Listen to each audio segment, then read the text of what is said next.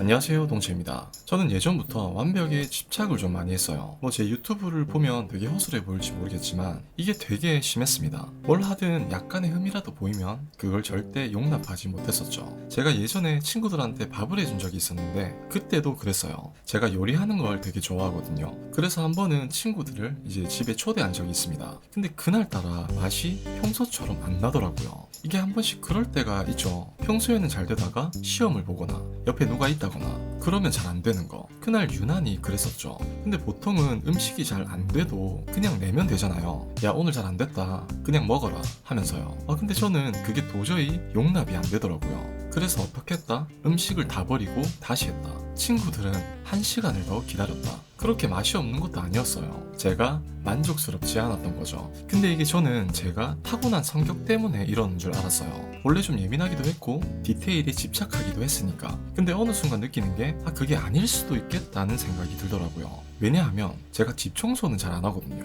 정리도 잘 안 하고 저랑 편한 사람이랑 있을 때는 또 한없이 무뎌져요. 이게 진짜 내 성격 때문이었으면 이럴 때도 예민해야 되는데 그게 아니었으니까. 그러다 이런 의심이 확신이 됐던 순간이 있었습니다. 제가 이제 글을 쓰면서였는데 저는 평소에 핸드폰에 메모를 해요. 평소에 떠오르는 생각들, 이런 것들을 버리기가 아까우니까 메모장에 기록을 해놓는 편인데 그렇게 쌓인 메모들이 되게 많았죠. 그걸로 짧은 글을 만들기도 하고 블로그에 글을 쓰기도 했습니다. 그러다가 제가 내 생각이 조금 더 많은 사람들에게 닿았으면 좋겠다 하는 마음에 브런치를 시작하게 됐어요. 브런치는 카카오에서 운영하는 이제 글쓰기 플랫폼인데 거기서 글을 쓰기 시작했습니다.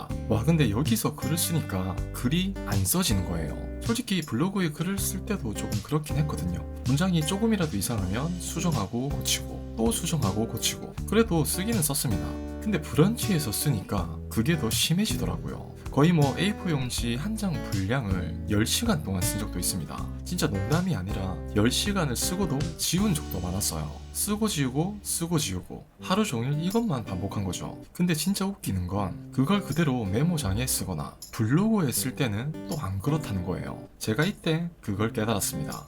내가 예민해서 완벽을 추구했던 게 아니었구나. 그냥 남 눈치를 많이 봐서 그랬던 거였구나. 왜냐하면 브런치는 블로그보다 사람들이 더 많이 봐요. 솔직히 블로그는 글을 올려봤자 아무도 안 보거든요. 진짜 태그를 기깔나게 하지 않는 이상 별로 들어오지 않더라고요. 그래서 글 쓰는 게 좀 편했었는데 브런치는 봅니다. 아무래도 작가분들도 많고 좀 글쓰기에 진심인 분들도 많다 보니 그래도 좀 많이 읽더라고요. 이런 것들이 무의식 중에 좀 작용을 했나 봐요. 남들이 보고 있다 느끼니까, 남들이 평가할 수도 있다 느끼니까. 이제 그러니까 제가 과거에 왜 그렇게 행동했는지 알겠더라고요. 대본을 쓰고도 한 달 동안 올리지도 못한 거, 친구들을 초대해놓고 음식을 버린 거, 그림을 그리고도 선뜻 보여주지 못했던 거, 등등 이런 것들을 다시 떠올려 보니까 퍼즐이 맞춰졌습니다. 제 결과물 옆에는 항상 누군가가 있었어요. 옆에 없더라도 나중에 누가 볼 수 있거나 누군가가 평가할 수 있는 것들, 그런 결과물에는 제가 집착을 많이 했더라고요. 하기사 제가 진짜 오리지널 완벽주의자였으면 집 청소도 깔끔하게 했겠죠. 나랑 편한 사람이랑 있을 때도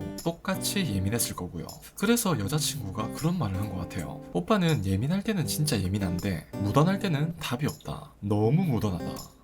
혹시 여러분들 중에서도 내가 완벽주의 때문에 너무 힘들다 하시는 분들이 저는 많을 거라고 생각해요. 단순히 어떤 결과물에 집착하는 것뿐만 아니라 시작을 못하는 것도 마찬가지입니다. 이것도 다 완벽주의 때문이죠. 근데 이런 것들도 마찬가지로 내 성격이라기보다는 주위 사람들의 평가, 인정, 이런 것 때문일 수도 있다고 저는 생각해요. 내가 괜히 시작했다가 실패해버리면 사람들이 한심하다고 생각할 수도 있으니까, 사람들한테 인정받고 싶은데 실패하면 그러지 못하니까. 그래서 더 완벽하게 하려고 준비만 하고 공부만 하고 그러다 보면 한 발짝도 못 나가고. 어떻게 보면 당연한 이야기지만 저는 그걸 몰랐어요. 그래서 그냥 받아들이면서 살았었죠.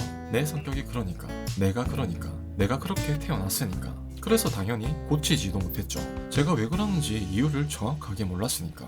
저는 제가 왜 그러는지 이유를 정확하게 안 뒤에야 좋아졌습니다. 이게 그런 것 같아요. 이유를 정확하게 모르면 고칠 수가 없습니다. 그래서 혹시나 저처럼 헤매는 분들이 계실까봐 조금이라도 도움이 될까 해서 이제 이런 이야기를 들고 와봤습니다.